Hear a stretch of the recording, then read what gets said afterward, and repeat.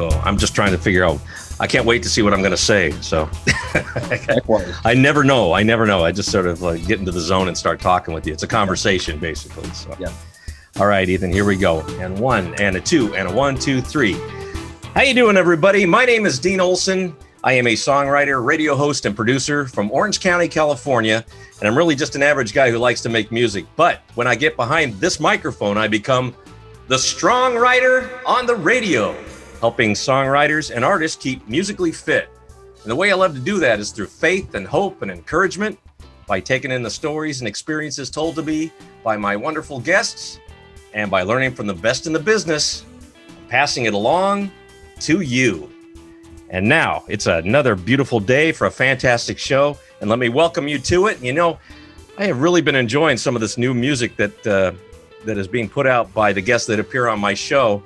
And one album in particular is becoming a real favorite of mine. And the artist happens to be today's featured guest. The man you're seeing on the screen right now with me is Ethan Gold. He is a musical artist, producer, and songwriter based in LA. And his particular sound is the kind I can really get into because I like that kind of stuff. And what is great for the audience is that you're going to get to enjoy some of it on this program, some tracks from his album. So Ethan's latest project is this album called Earth City 1, The Longing, set for release on June 11th, 2021. From today's date in April, it probably sounds a little way off in the future, but Ethan is releasing a few singles in the meantime to get you ready. And I am really looking forward to talking with this guy as long as I have my voice still. And so let's bring him on right now. Everybody, will you please welcome Mr. Ethan Gold? Yeah. Right. I have my little device here on the table that, there's a Monty Python, I think it's where Eric Idle has a audience sound. So he can... Oh yeah, that'd be wonderful. There it is. Thanks, Ethan. Well, listen, I appreciate you coming on, Ethan. It's I have been listening to your album and I really like it. You know, it's kind of nice having a little break from most of the things I get to hear are folky in nature and a little Americana sounding, which is nothing against that, but I like something with a little harder edge and a little bit of bite to it, and that's what you're delivering. Is this the kind of stuff that you are used to doing? Is this your style of music? Well, when you were saying I like that kind of music, I wanted to say, how do you describe it? Because I'm always curious how others, especially someone like you, just hearing what I'm doing for the first time. Yeah, well, it's tricky. I mean, it just sort of, it has a nice classic feel to it, and it's hard to put a label on what you sound like, because you have a unique voice, and it sounds like you're pretty free form, and you have quite a songwriting, imaginative creativity in you, and I like that about you. But sort of the sound, the production sort of evokes a little bit of cinematic quality. You know, it's real dramatic, like a full soundscape, like maybe Smashing Pumpkins or Oasis or some of those right. groups, and that's you're hitting in the right ballpark for me. So if that helps, that's what I like. I mean, I've the term alternative pop. I think we have a thing in the music world where there's all these categories that have become established, but then they sometimes change. Alternative means one thing, or indie means something else, and pop and rock, and anyway. But it's in that world, and I try to paint with sound. I try to make a good song that can work on an acoustic guitar or a piano. But then also for me as a listener, I like music that takes me on a journey, like creates a dream space. Each song is an opportunity to create another picture. And so maybe that's why you're picking up on a kind of cinematic quality, because I do think of the production as an opportunity for like painting, creating a space that, like a unique space that's not just whatever, here are the chords or whatever, but it's an opportunity to create a world that you can step into. And so this album is really like a world of worlds. Yeah. Earth City is it's going to be a trilogy, actually, which is already odd. It's not the way most artists present music, but I'm also kind of an urban explorer, and I think for me, like being in different spaces or traveling around the world, which I did for one of the videos for this song back when I was recovering from a injury and wasn't doing much else, the idea of creating spaces, sonic spaces. I think, I grew up listening to a lot of Brian Eno, as well as real song-based stuff, like whatever, the Beatles or Bob Dylan or Leonard Cohen or even, Bowie actually was an interesting example of somebody who sort of walked between those things as well, because the songs are great songs, but also the production. He worked with Eno. There's a creative approach to the production, which I really like. And it's been a funny thing for me. You mentioned like a lot of Americana acts. I used to get booked with Americana acts, I think, because they say, oh, it's a guy with a name and this must be Americana, but it's like it's not what I'm doing at all. From a, there's lyricism and I'm presenting a song, but in terms of the sonic presentation, it's actually a fair distance from that. So, and you noticed that also. So yeah. I saw how I can see how the Brian Eno would fit.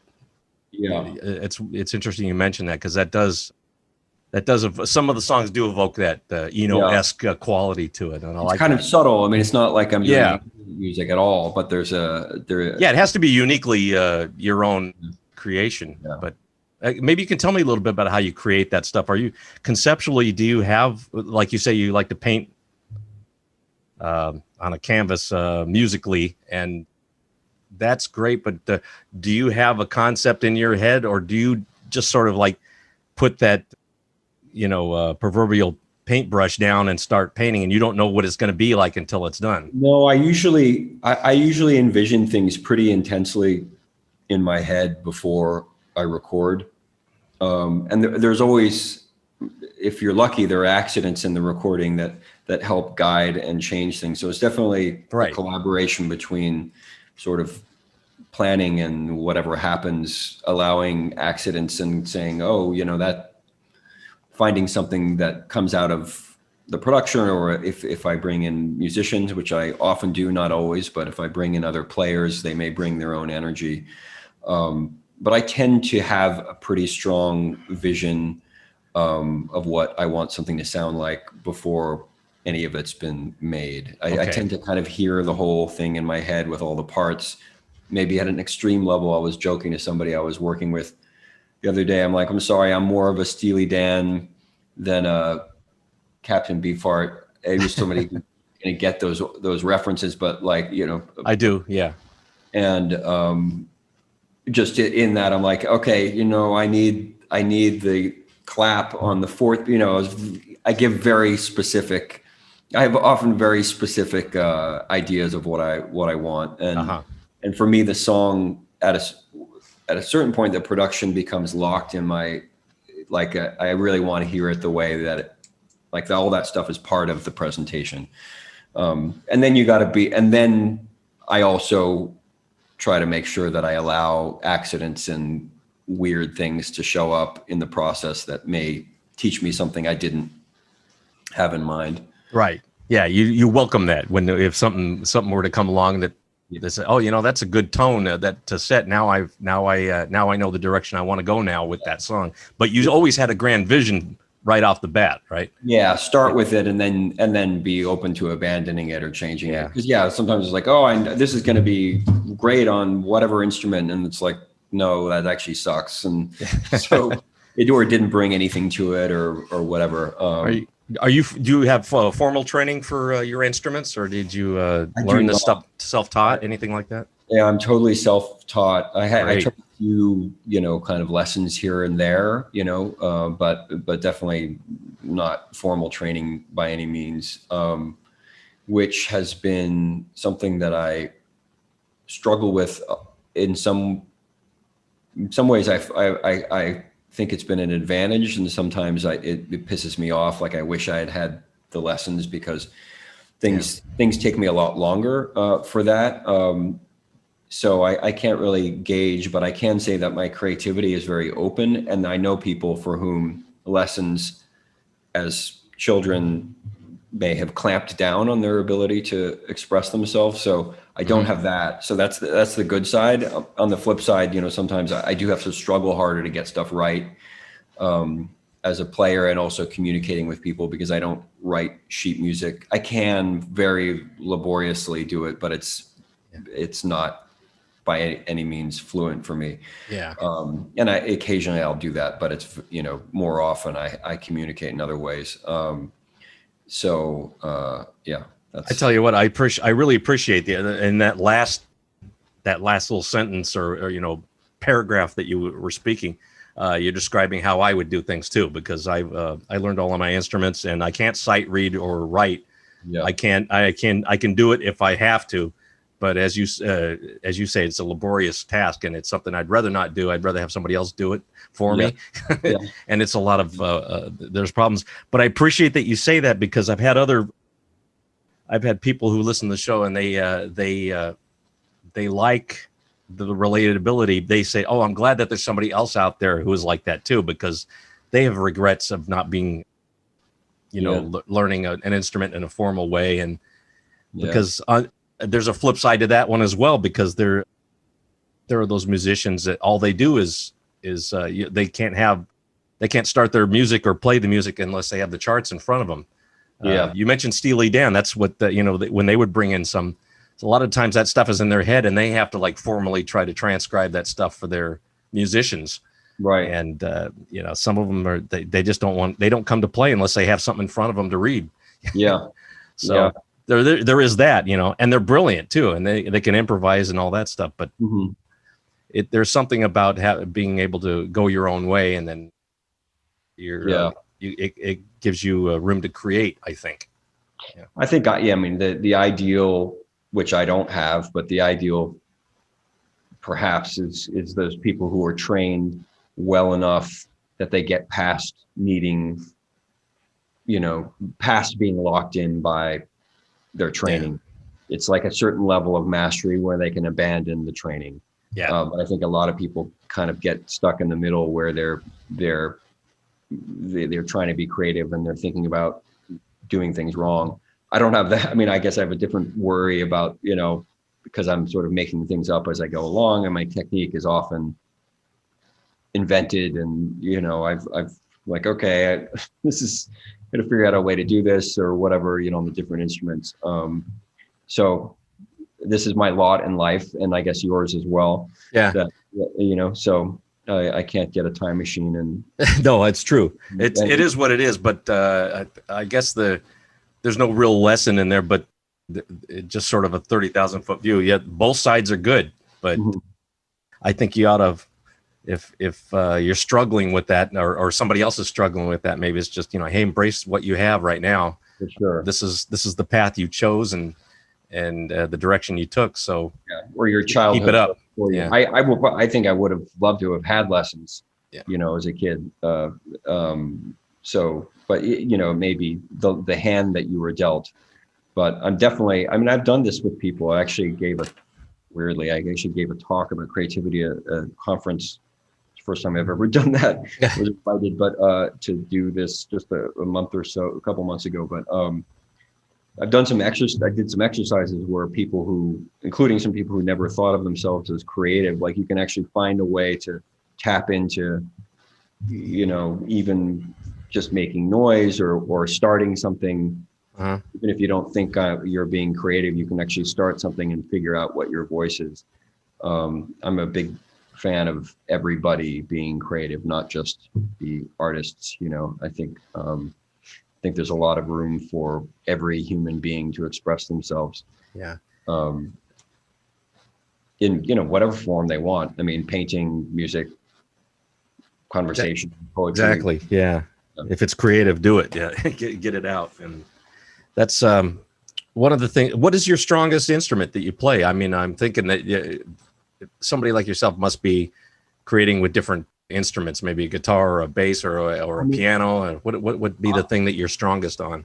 I'm actually probably strongest as a bass player, but it's not what I focus in my Ethan Gold, the stuff that you've heard, it's not really the focus of it. But just it's the one instrument I've played. I've played in a few bands as like a bass player. So I have a kind of level of competence with that, playing with my fingers, like playing real bass, Yeah.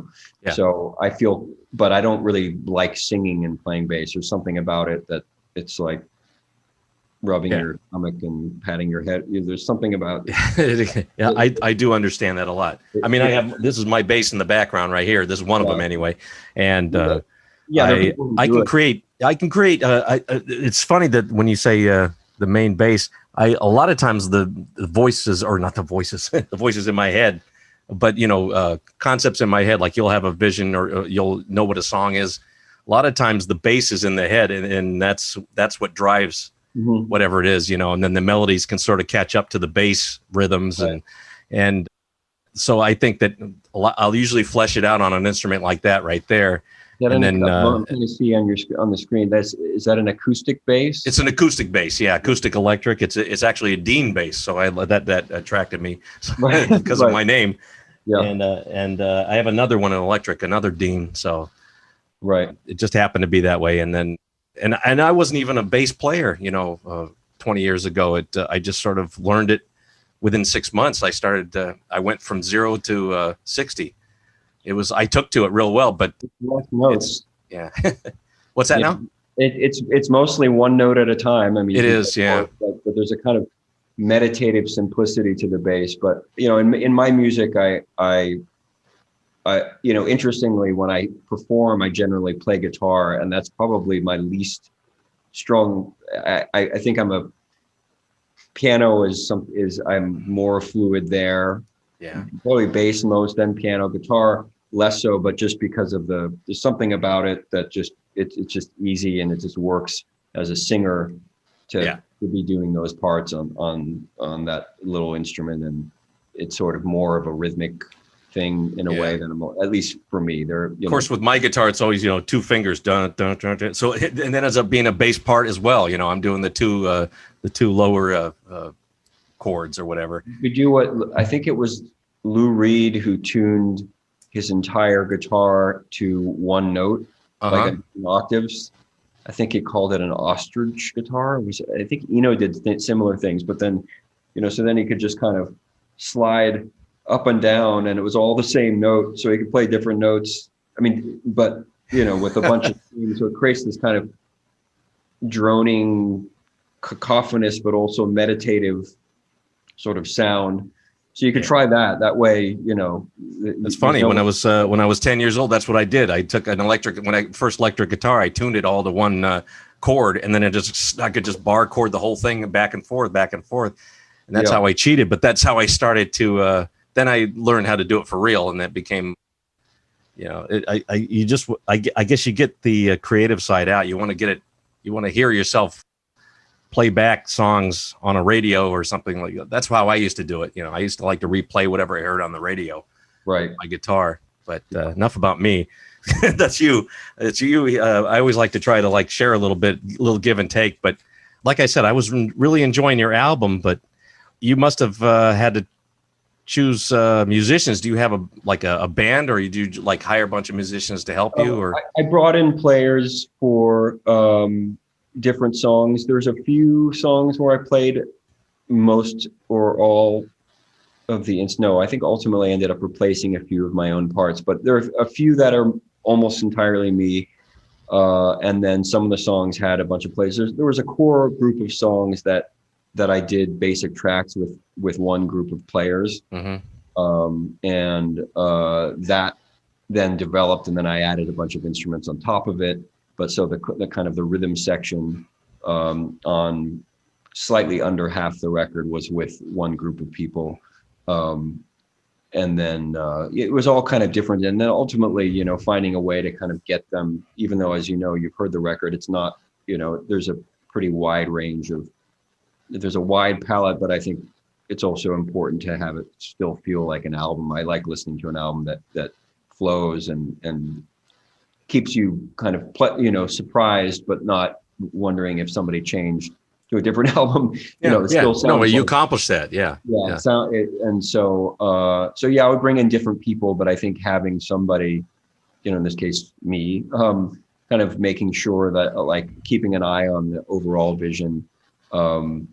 So I'll bring players in, and now, I'm actually recording for the next record, during the pandemic, and it's been an interesting thing bringing in players, but doing it all by remote, and directing people essentially by remote. Ultimately, actually hasn't been that huge of a transition, other than like at the starting of when you first start a song. I don't know if a lot of your listeners are musicians, but there's that kind of blank page thing of like, okay, getting the tempo and getting the basic feel. That is a little hard. That's really nice to do when you have a room of people, because you can sort of make subtle adjustments, on the fly, and really feel how everything's working together. And so this becomes a little more of a thing of you have to kind of plan it, whatever, architecturally in a way, rather than more like a garden. It's less organic in that way. So I guess I rely on my experience having done it before. So I try to bring that organic flavor into something that's being done in a kind of strange modern way, where pieces are being put together. And people generally they can't feel the difference. They can, they're like, this sounds like people playing together. I'm like, well, it wasn't, it was me and some players and drum machines, and, a lot of decisions to make a lot of ways to make it feel like an organic experience. That was the first step, huh? It wasn't, you didn't beforehand make your own track just by yourself to convey it to these players or anything like that? You didn't, or do you just sort of get together with them and say, this is the concept, this is how I want to do it? When I had players on this album, I had a demos of a few of the songs, not all of them. I think I had some like sketch, acoustic guitar recordings. Yeah. In a couple cases, I had fully fleshed out demos. It really varies, I don't have I've sometimes joked that I'm like a factory because I'm producing so much stuff, and I've done some soundtrack work, which you probably saw. You mentioned the cinematic quality of my song stuff. I actually, I do soundtracks sometimes. I've produced records for people sometimes, and I've directed videos for myself and for a few other people as well. So I'm a little bit, there's like a factory thing, but I'm like a very inefficient factory in that I don't have a kind of set way of doing things. I'm constantly changing my approach, which makes it, I think it's probably helpful creatively, and it's not helpful in terms of my efficiency and my nervous system, because it's like I get something that works, and then I immediately break it and do something completely, find a different way in to the work. So it means that everything takes me a lot longer than maybe somebody who has kind of like a assembly line sort of approach, and I'm always changing the way that I do things, like just constantly. So pretty girls always look like they're flirting. There's something in their eyes that makes it look so good. Pretty girls who can't tell when they're hurting. Beneath the sweet disguise, she might vanish if she could.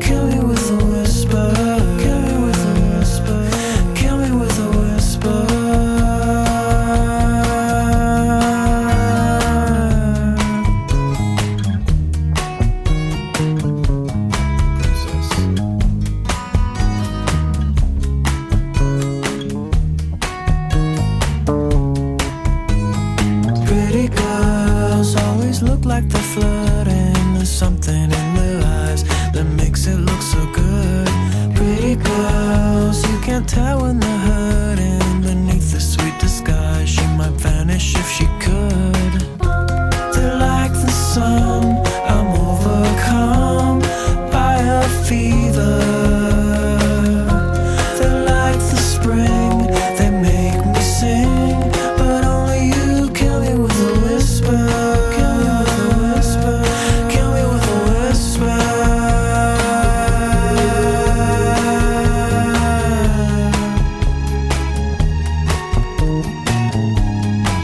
'Cause you're my pretty girl,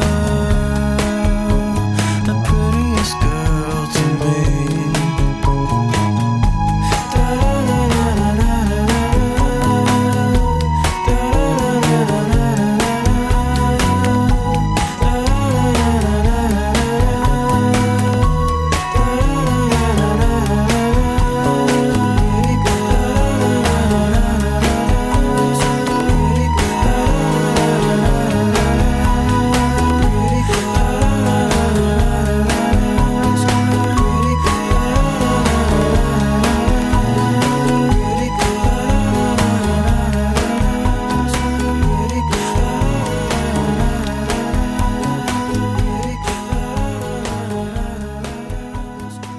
I like that you do that you make videos and you create that as well.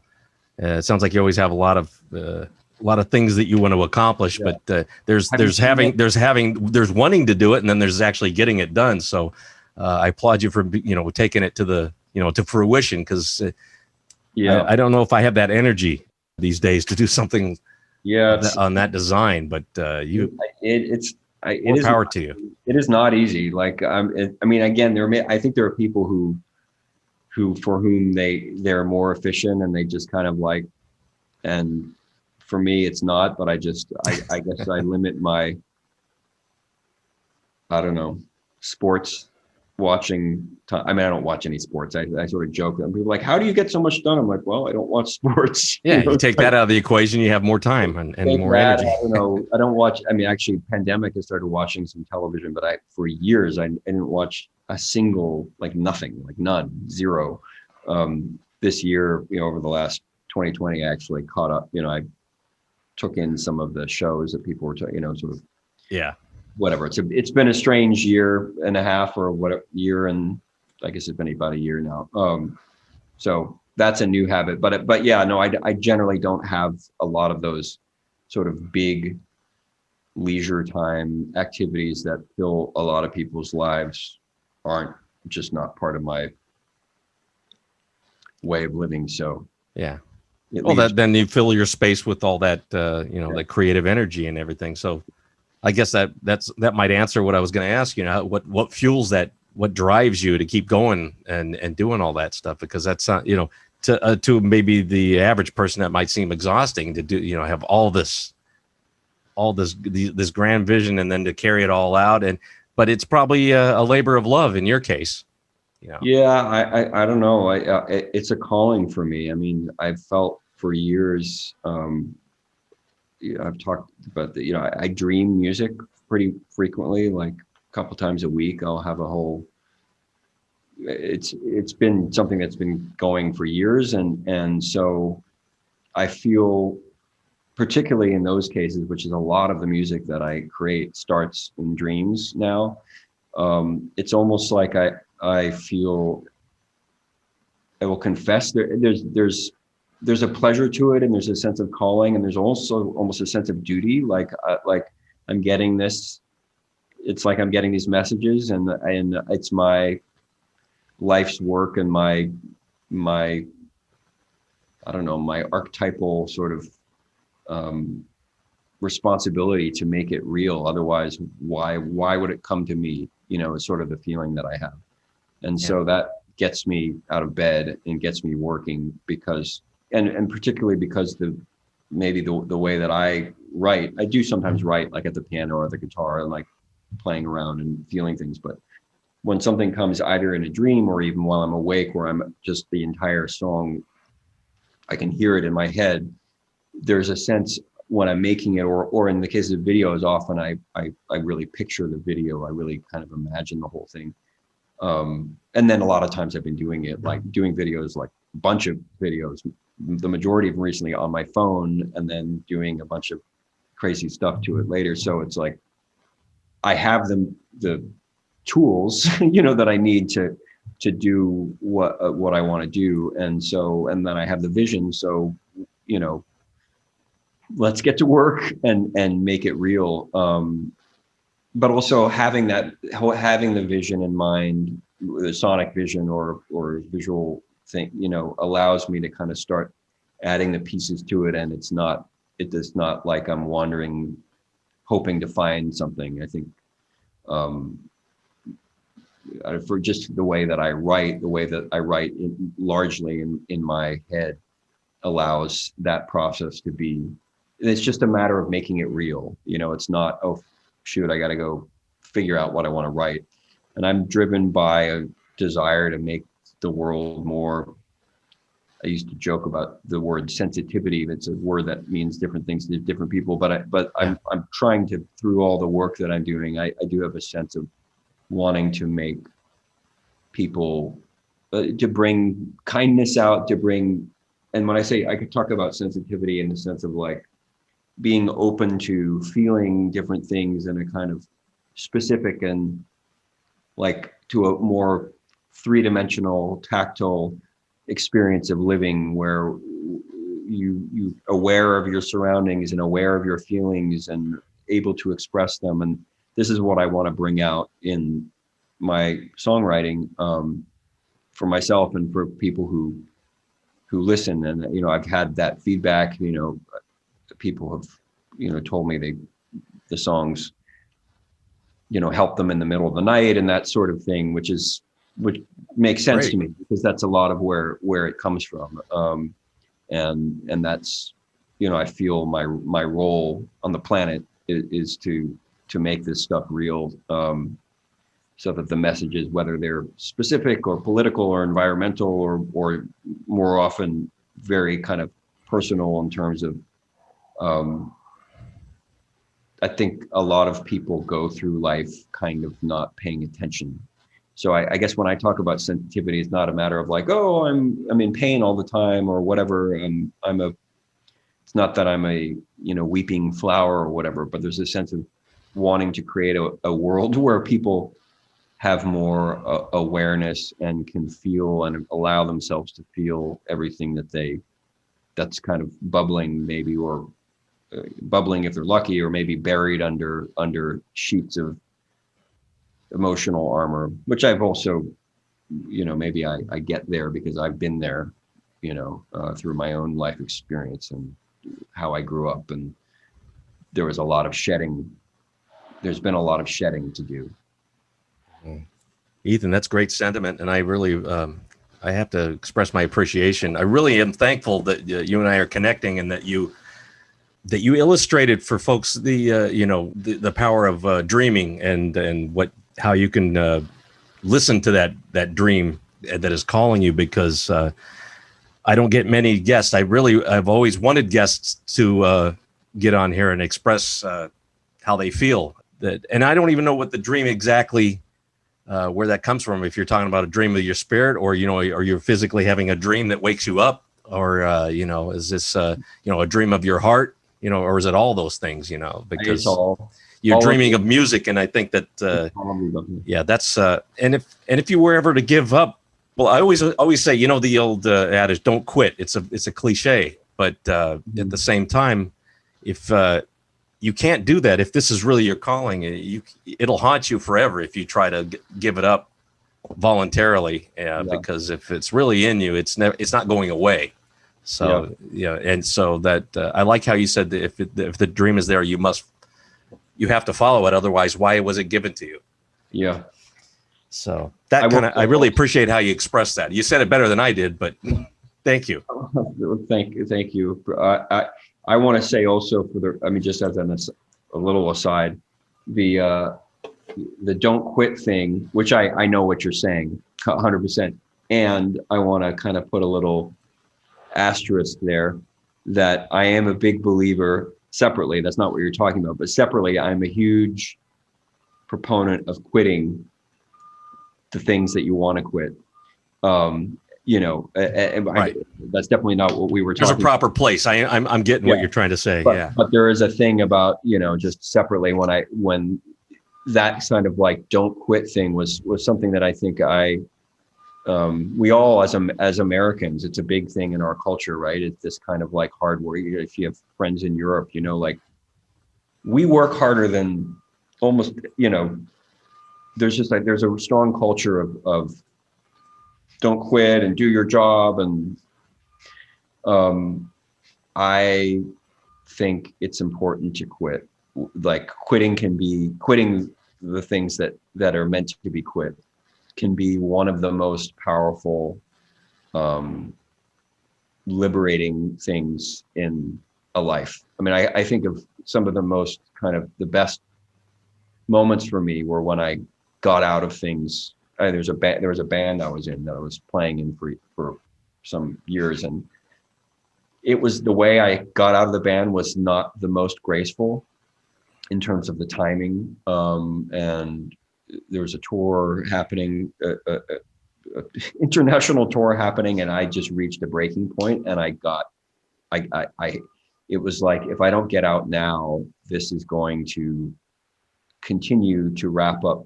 In my case, it was a thing of that I was playing bass. I wasn't expressing my creativity very much. I was expressing what I could do as a bass player, and that was it. And and it was, you know, fairly lucrative. I mean, it was kind of, in some ways, you know, some people might describe as a wonderful scenario to be in.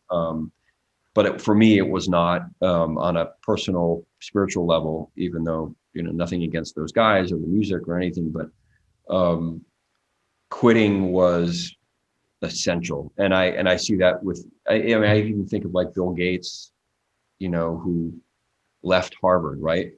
You know, nobody says to a 20-year-old, 19-year-old kid, oh yeah, that's what you should do. Get into the school and then leave. Yeah.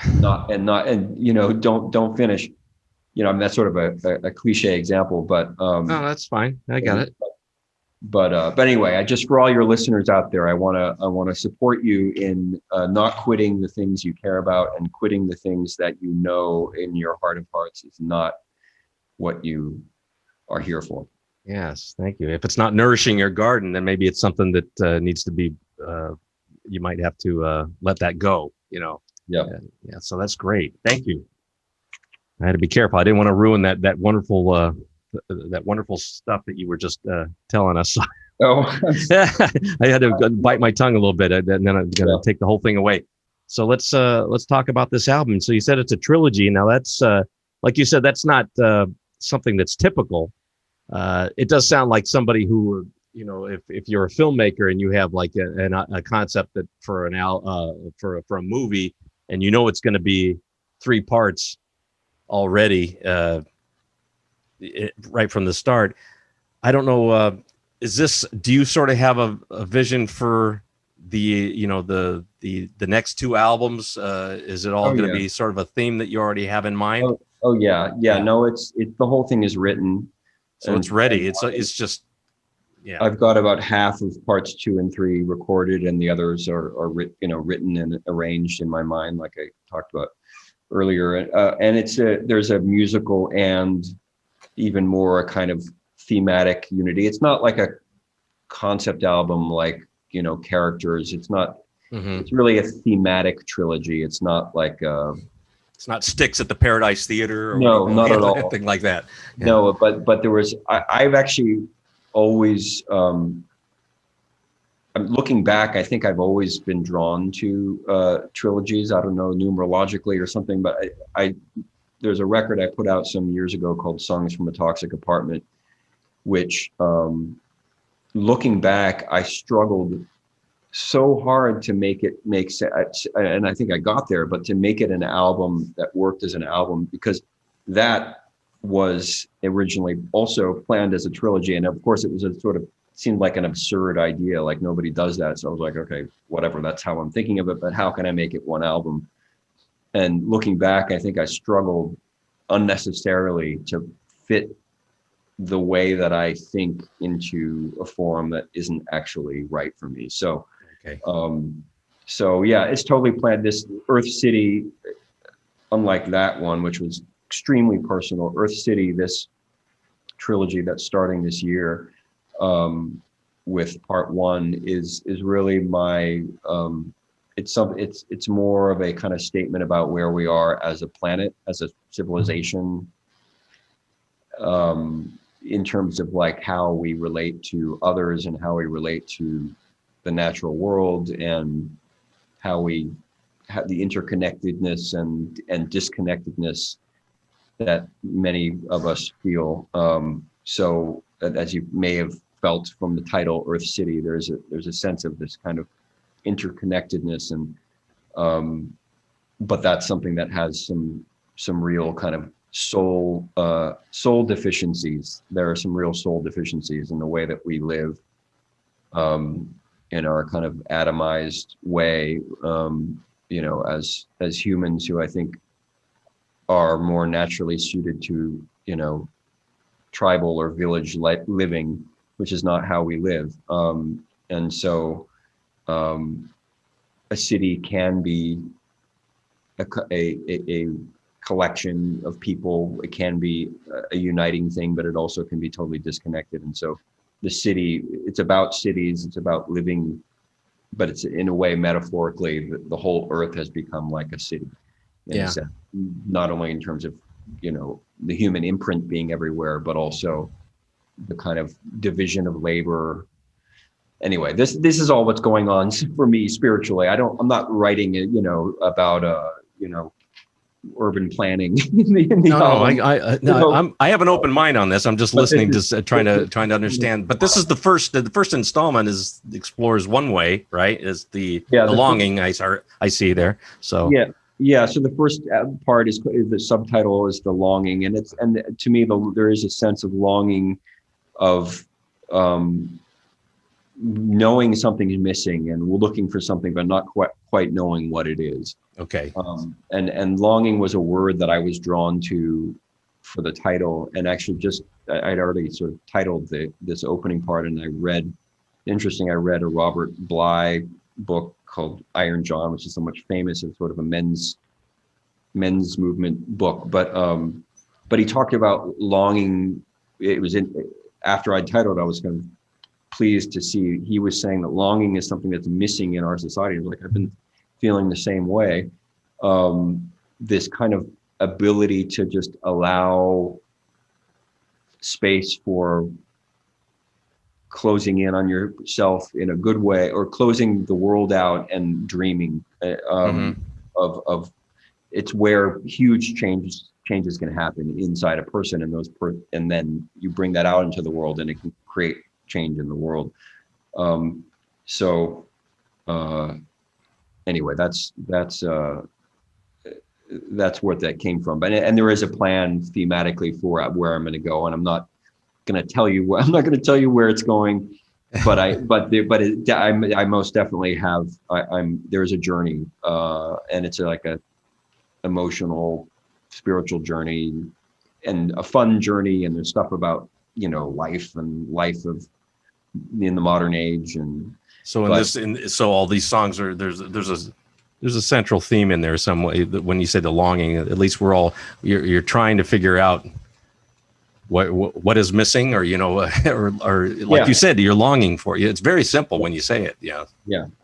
So I think you were going to maybe, and I do, by the way, separately, I have, as I mentioned, I do have a little more time because I asked for it. So okay, that text has been achieved, so we don't have a rush. As long as I show you a little respect, I didn't want to rush you out of here unnecessarily, or keep you longer than you need to. So yeah, no, I'm good. I was able to push that thing, but okay. Yeah, but I don't know if you were going to play a song or two, but I could, that might be a way to understand. We could talk about that. Sure. Well, let's try to do that right now then. That way, be good entree on some of these. First of all, there's I think there are 11 tracks that I was looking at here. I've listened to them all, and as you were saying, it does flow as an album. And it starts out with the what's the first track? Bright and Lonely City, I think. Yeah, that's one that you yes, Bright and Lonely City, which will be a single. I'm going to put that out as a single in May. Folks watching, they know I cheat and try to find the track listing here, so I don't. Oh yeah, no worries. Yeah, so that'll be coming out in May, 3 weeks before the record comes out. Okay. So we can't play that one yet. Okay. It's not. But just to sort of tease it, it's a good way to start it out. It's upbeat. It's got a nice pop quality, and you'll all enjoy it.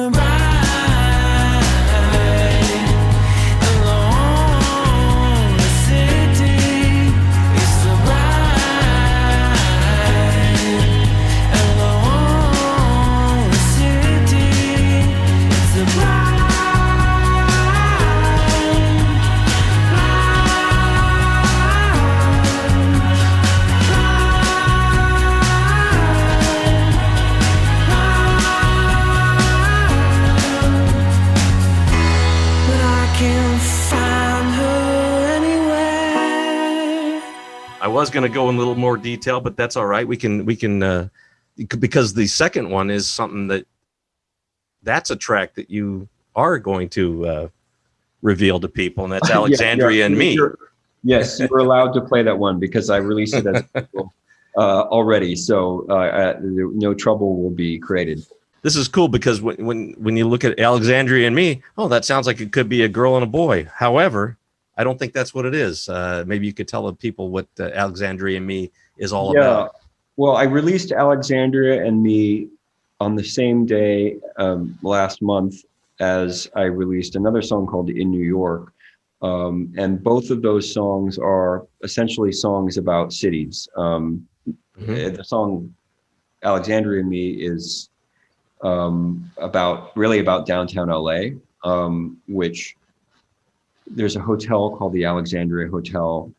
There are some people in my life, some women who I've known with that name as well. So often it's not one thing. It's not a strictly rational answer I can give you, but the Alexandrian Hotel, some women that I've known, interestingly, and I had some terrifying experiences in downtown LA, terrifying and also exhilarating experiences before gentrification, going to some rather edgy parties, small gatherings of people where horrifying things occurred.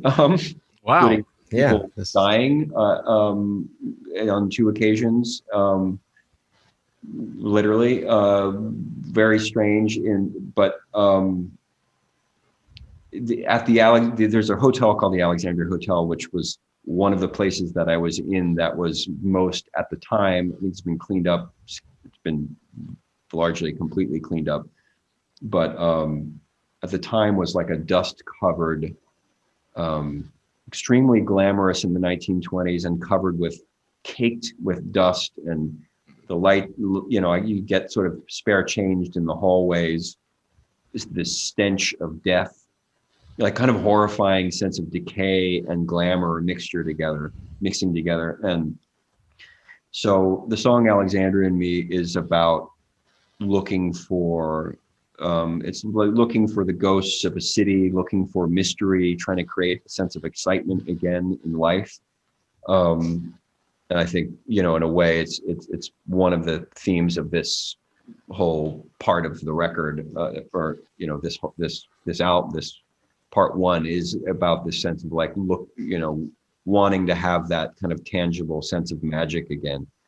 And so, interestingly, on the subject of magic, after the song was done, I met a Gnostic priest who said that Alexandria, he said that when he came to Los Angeles as a young man, this is an older guy, that he stood over the city, up on Mount Wilson or whatever, somewhere up in the mountains, looking out over the whole panorama, and had a vision that Los Angeles, the city, is the reincarnation of the ancient Egyptian city, Alexandria. The Alexandria, Egypt still exists as a city, but the ancient Alexandria has been reincarnated as Los Angeles today.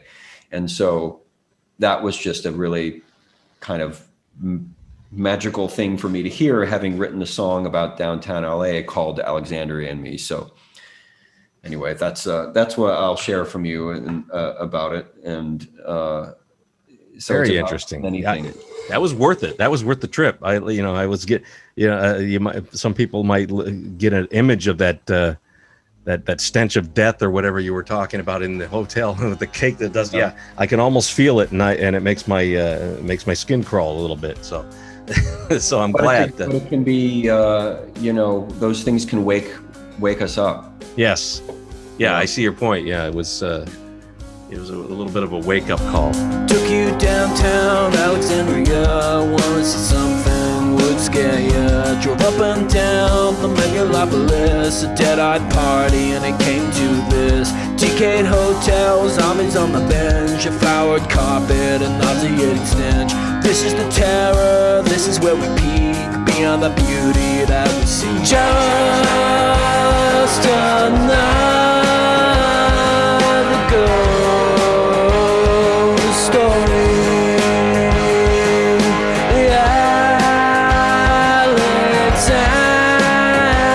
Alexandria and me.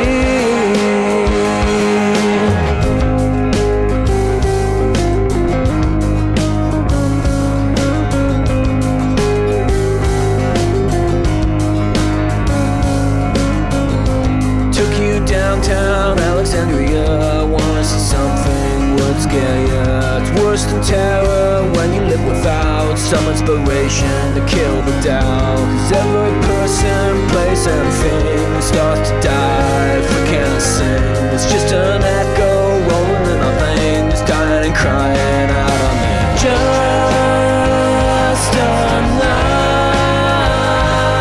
ghost story.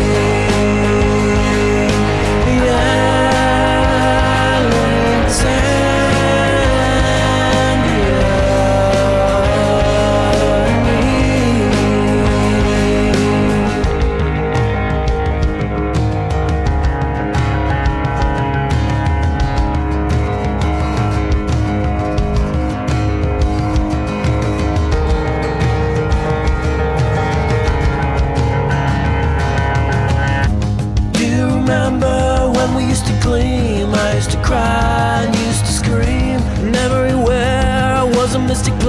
about your body, you kiss my face. Now there's a doll in the doorway, dresses never keep. There's a bat in the ballroom, trying to sleep. The rooms are all dark and all boarded up, filled with zombies to eat you up.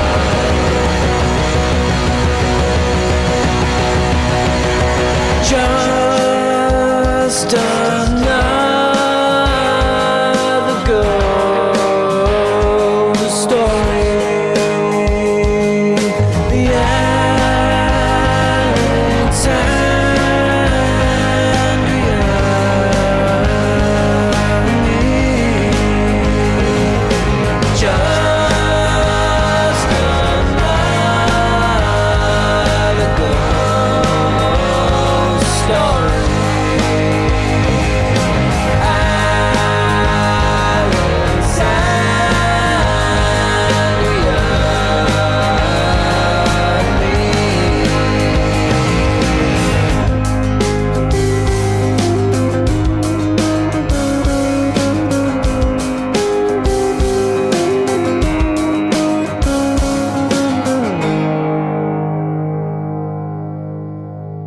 But thank you. That was a great way to introduce the song. And there's another one that you have on there was very gorgeous. It was Our Love Is Beautiful. Now, you're not tricking us with any of these. Are these, as I used to say, are these beautiful melodies telling us terrible things, or is this a beautiful melody telling us a good thing? No, in the case of Our Love Is Beautiful, I think it's plus plus. Yeah, that's no, good. I'm not. There's not a secret. No, it's I'm there for.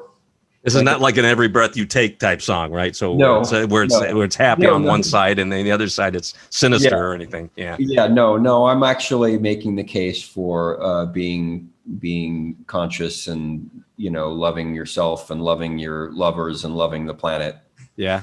All of those things. So I mean, the only double meanings or triple meanings in that song are all positive. Yeah. So they go hand in hand. They all go hand in hand. There are multiple meanings, but yeah, no worries. I mean, I have some. Believe me, as you would probably can feel, there's not a lack of darkness in there. But my job is not to, or the way I see what I'm doing is not to feed that. It's to walk through it, and then flowers and food that's grown in volcanic and complex soil comes out more colorful and more nutritious, tasty. So yeah. Come here, I wanna tell you something good, something nice before we wreck it again. Can't bear to see your sweet face drop like a tear, 'cause I need you here, you're my only friend. Our love is beautiful.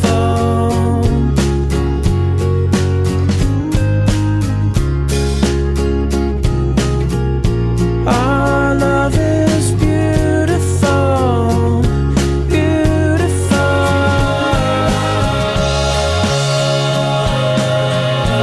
Our love is beautiful.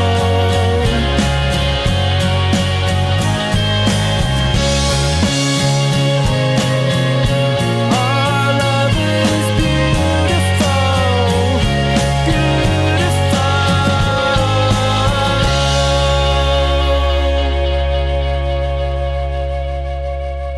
You have that sensitivity as you were talking about earlier as well, but you kind of have a sensible way of describing it. You're not wallowing in the pity and the mire, in the muck and and negativity. It sounds like you have a way of bringing it to the surface and then dealing with it on a good level instead of like letting it consume you and hurt you. I try. Boy, that was a tough one for me to tell you. Sorry. I can't say that I always. I try. Yeah. It's a battle, it's like it's hardcore warrior stance. Yeah. It's not, I mean, I will say it's not easy. I will say that I'm not naturally, you know, I don't know. I've walked through some deep valleys. I'll put it that way. Let's see what else. What else? Oh, you mentioned in New York. I like that. That was that's a little slower piano, a ballad, I guess. You know, for lack of a better word, it's nice and it's kind of sweet. Is that another one that's sort of it's very thoughtful when you undertones to it? Yeah, I mean the reason I released Alexandria and Me and In New York on the same day is because they were sort of, it was kind of a little, I suppose, just something I was fun in my mind. But one is about Los Angeles, and one is about New York. Uh-huh. But they're really, in a way, both about I don't know, trying to collect the past. In New York is very nostalgic. It's got a flavor. Anybody who's heard the song or seen the video, I have a video out for both of them, but the In New York video, if anybody goes to watch it, you'll feel the sense of the old New York. I used a lot of archival footage from my own life, but also from public archives that were available.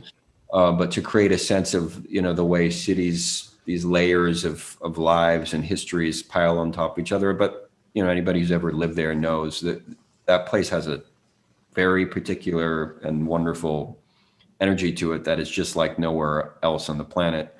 And whatever season you're in, and the song is, for me, it feels like sort of one of those late night winter, snow falling outside, almost like an evocation of a jazz club. It's not really jazz, but it's got a little bit of that kind of flavor, which is something that I used to go to little jazz clubs in the Village, and when I lived there in a couple little small stints in my life. Okay. So you did live there. I didn't realize. Yeah. Yeah. I never paid tax. I was never officially living there, but I played in a band there, and I had a couple other projects that had me there for long periods. Yeah. And I was there when I had this head injury a few years ago, and my recovery was mostly there. And the song was written during that period, kind of towards the end of that period, and in a way saying goodbye to a lot of things about the past.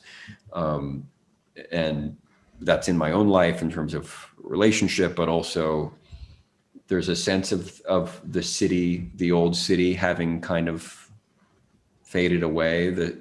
And so I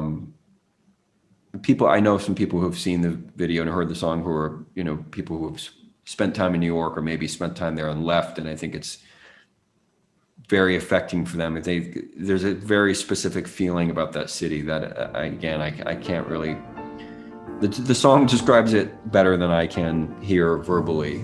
That's one of the things about art is it's more specific than words. Our reading, dear, is here in New York. Stone churches where our searches could be haunted. For I found not a sound can be faulted. Hear the distant sirens cry as another life flies by in New York. And the evil skip and weave through streets and parks. Horns will strive in the hive, coffee and water. Under lights, summer nights will be harder. Sidewalks to building tops, heat rises, never stops in New York. But Les Belle Avenue we inherit lose their spell with no tool to share it and to tell a thing true. I couldn't bear it without you, my love. I'd curse the spires above in New York as the storm gathers form through the arch.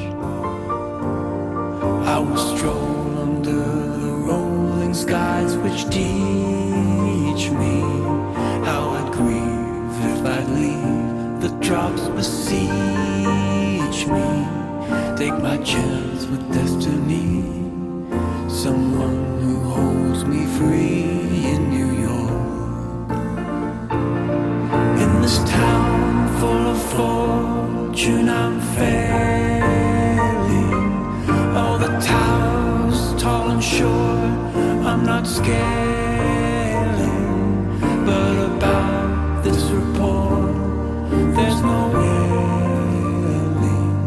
For with you, my love, we've got plans to speak of. Yes, with you, my love, we can steal the stars above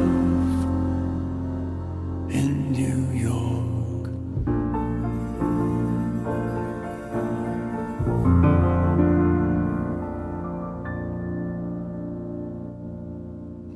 Well, you mentioned this is the second time you mentioned your recovery from your injury.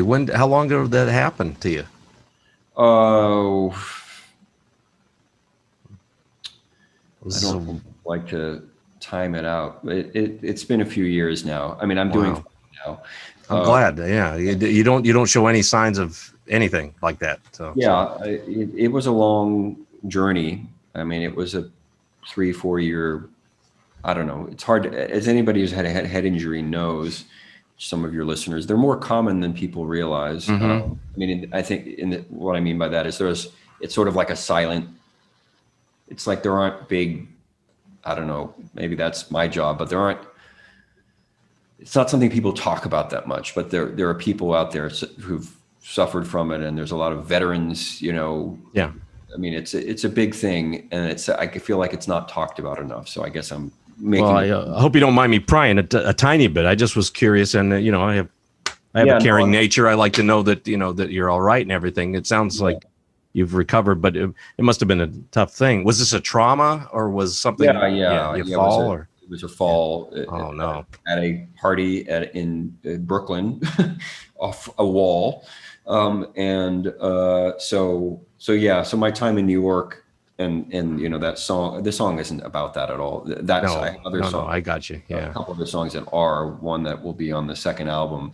That's very specifically about that time, not about the injury itself, but about the time of trying to live where I couldn't think very well, Actually, there is one song on this record called Living Without You that's kind of cheekily about that, but there's one where I really go into on the second record that's more of a kind of deeper tapping into the feeling of that experience. But yeah, it's my point about the thing that people who have been through this know is that there's this phenomenon of thinking that you're better. So people say, oh, when did you get better? How long did it take? And it's very hard to gauge that because it's such a slow ramp over, depending on the injury, weeks, months, years, where you might say, oh, I'm better now, but then a year later you realize that you were still pretty rough shape the year when you were thinking you were better than you were 6 months before that. It takes a long time. So it's my point. Keeping it on the surface, I would say to you that you seem okay now, but we don't see that, and I'm not saying that you go through this, but you don't know what happens, like what happened to you last week. Did you have an episode where it felt you had a repercussion from that or something, Yeah, I'm in pretty good shape now. It's good to know. Yeah, I'm really glad for that. Things can happen in an instant, you can't go back and change what happened on that wall, so. Yeah. But just to put a fine point on it, I appreciate that you got through that. And I know it must have been a struggle to get through that period of time. Let's just hope that it's all behind you now, at least. Life, the journey of life, who knows? My hope is I guess this is sort of a thing that people who are getting interviewed do in this world. But there is, I am thinking about it now. It's like, I want this to be something people talk about more. I want people who are going through this to have better resources and also a sense that there are others who have been through it. And, resources in terms of like medically, and there are things that that were very helpful for me that a lot of people don't know about, like craniosacral therapy, and you know, even there was an acupuncturist in New York who was just like out of what you would hope an acupuncturist, sort of the dream of an acupuncturist, this very old Chinese guy with a briefcase you couldn't even call. You had to like find this, but he was doing some, you know, it was like kind of like next level, like nothing I've ever, you know, treatments that were not like anything I'd had before. And anyway, there were a few things that were helpful for me, but anyway, that's an aside. But I guess I'm to my sisters and brothers who are going through this, I just want to say, you know, focus on the future, not the past. Okay, we'll leave it at that. Thank you, Ethan. I appreciate you giving a little bit more time than you probably wanted to. It's really appreciated. And focus on the present. Oh, absolutely, yeah. But I just like own your space, man. Like you know, like if your thoughts are here and you can't quite get your words to catch up with them, then slow down and allow that time to be part of how you connect as an interviewer or in your life. That's my thought. No, I appreciate that. Like use it in a way, I guess, is sort of where I'm going with. Like use the reality that you're in while working on whatever you can to improve it. But also, I think rather than trying to, you know, I think a lot of people try to skip around problems, and sometimes actually using them can be really great and become a gift for the rest of your life. That, you know, whether the condition, you know, improves or not. Those are air quotes. No, that's good. Now, because we see you, that we know now they're air quotes. Yeah. So I appreciate you bringing it up, but I, you know, yeah.